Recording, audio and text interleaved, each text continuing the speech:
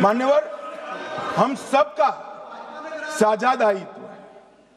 हम भी विपक्ष में बैठे, हम चुनाव जितने जीते हैं इससे ज्यादा हारे हैं। हम लोगों का तो एक प्रकार से पौना जिंदगी ही विपक्ष में ही चला गया, चाहे राज्य हो या केंद्र हो। कई चुनाव हमारे, हमने चुनाव आयुक्त और चुनाव आयोग पर कभी आरोप नहीं लगाया। एक नया पैटर्न खड़ा, एक नया पैटर्न।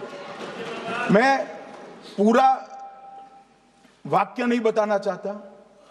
श्रीमती ममता बनर्जी ने चुनाव आयोग पर आरोप लगाए, स्टालिन जी ने लगाए, बीडी सतीशन जी ने लगाए, श्री राहुल गांधी ने लगाए, मल्लिकार्जुन खड़गे जी ने लगाए, तेजस्वी यादव जी ने लगाए, अखिलेश यादव जी ने लगाए, वी शिवन कुट्टी ने लगाए, हेमंत सोरेन जी ने लगाए, भगवंत मान जी ने लगाए।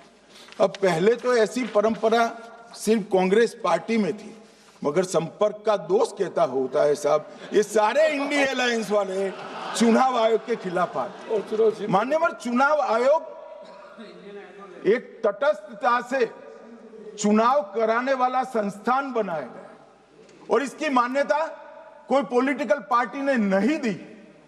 भाग और अनुच्छेदों के तहत हमारे संविधान ने दी और ये संवैधानिक प्रक्रिया है। इस संवैधानिक प्रक्रिया पर सवाल खड़े कर कर, अनर्गल आरोप कर कर आप पूरे चुनाव आयोग की एक प्रकार से पूरे दुनिया में इसकी छवि को धूमिल करने का काम कर रहे हैं। आपको लगता है कि आप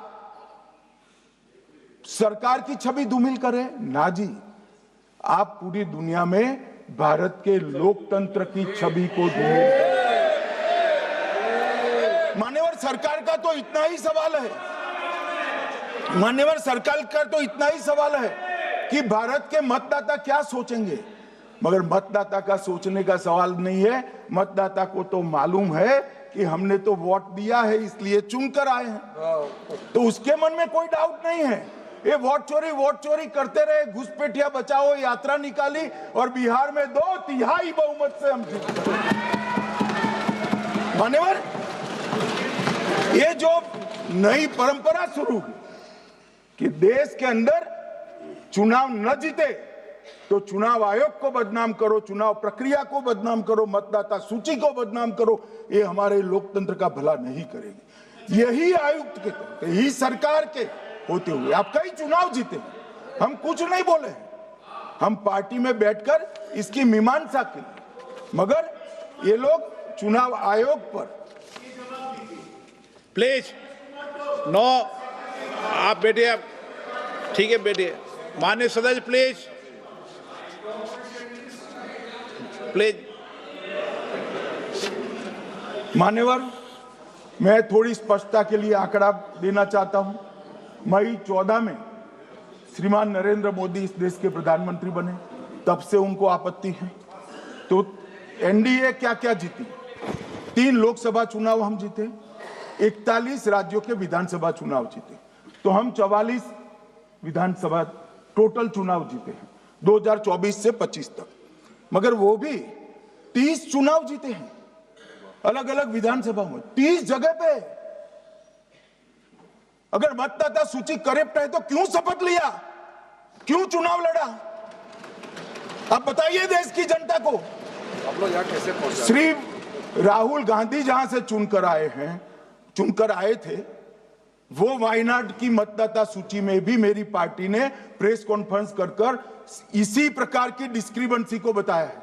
इसका जवाब नहीं देते।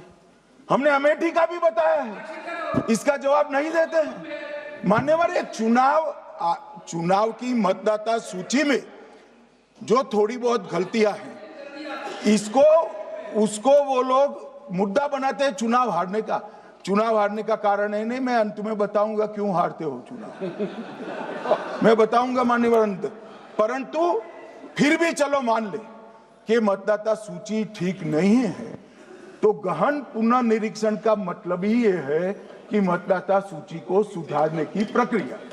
अब इसमें आपके बीएलए सहयोग नहीं करते हैं, आप उसका बहिष्कार का ऐलान करते हो, आपकी राज्य सरकारें जहां है वो मदद कम करती हैं, तो कैसे मतदाता सूची का शुद्धिकरण होगा। जो आपकी डिमांड है वो ही चुनाव आयोग कर रहा है।